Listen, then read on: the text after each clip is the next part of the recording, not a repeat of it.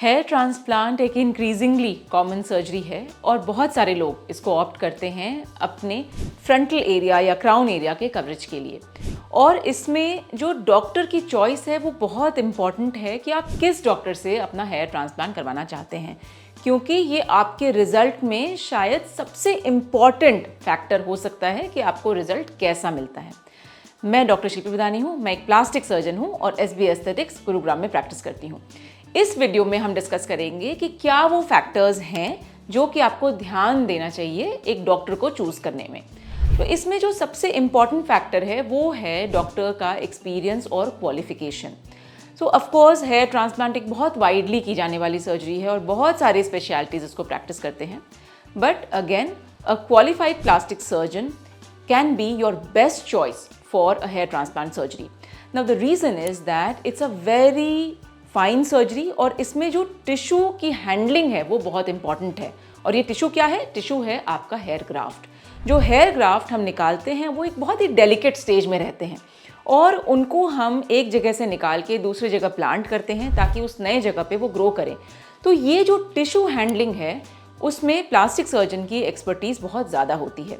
And in general on a daily basis हम gentle tissue handling के use to होते हैं। So that is why the plastic surgeon can be one of the top choices for hair transplant surgeries. Now अगर हम बात करें कि दूसरा फैक्टर क्या इंपॉर्टेंट है, अब जो सेकेंड फैक्टर है वो है facility in which you are getting the hair transplant done. हमने बहुत सारे न्यूज़ में देखा होगा कि नेगेटिव रिजल्ट है हेयर ट्रांसप्लांट का, कॉम्प्लिकेशंस हैं, बहुत केसेस में हमने ये भी सुना है कि लाइफ थ्रेटनिंग कॉम्प्लिकेशंस हुई हैं।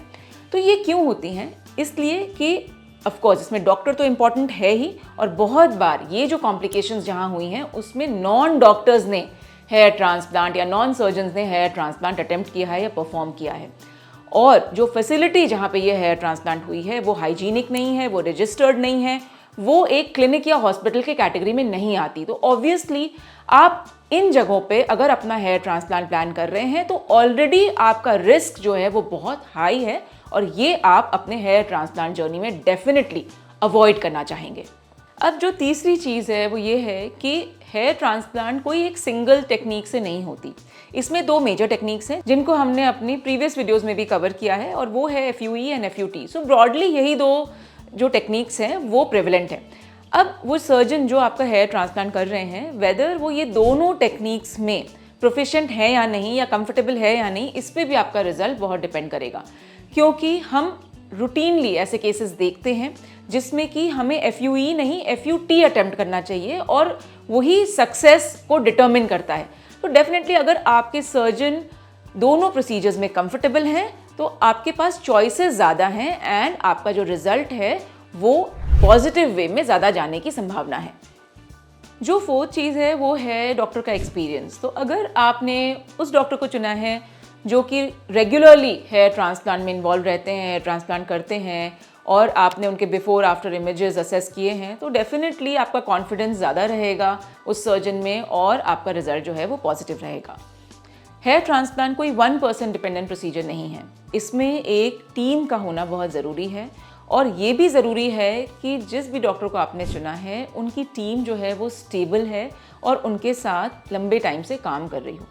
इसलिए क्योंकि ये एक टायरिंग प्रोसेस है, दिन भर का प्रोसेस है, तो ऑब्वियसली कोई एक पर्सन शुरू से लेके अंत तक इसमें एक्टिवली इन्वॉल्व नहीं रह सकता, क्योंकि जब टायर्डनेस आती है तो आपके रिजल्ट भी सफ़र होते हैं।